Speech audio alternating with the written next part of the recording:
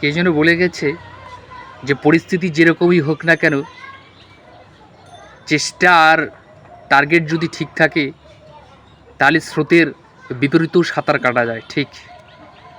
কিন্তু মাঝে মাঝে এমন কিছু পরিস্থিতি হয় যে মনের শক্তিটা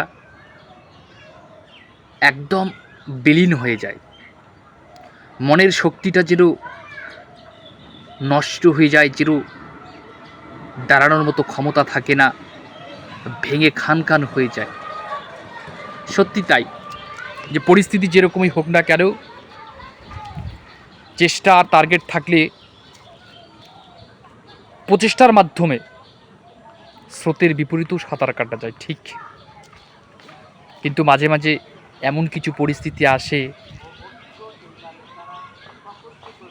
যে ভেঙে যাওয়া জিনিসটা আবার জোড়া লাগাতে অনেক কষ্ট হয়। নিজে দাঁড়ানোর মতো তো শক্তিটা থাকে না, লড়াই করার মতো শক্তিটা থাকে না, তারপরও লড়াই করতে লাগবে, তারপরও সংগ্রাম করতে লাগবে। কারণ জীবন মানেই যুদ্ধ।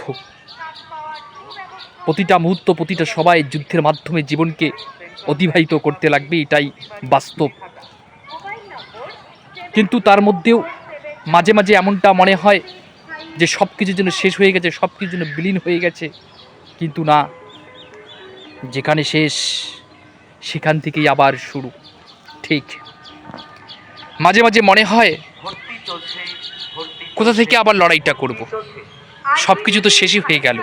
কিন্তু না, লড়াইটা চালিয়ে যেতে লাগবে, চেষ্টাটা চালিয়ে যেতে লাগবে। ঠিক যেমন মাঝে মাঝে মনে হয় যে যখন নিজের মনেরটা সব কিছু ভেঙে যায়, নিজের মনের হৃদয়টা খান খান হয়ে যায়, যে লড়াইটা কোথা থেকে শুরু করব, আবার সব তো শেষ হয়ে গেছে। তারপরেও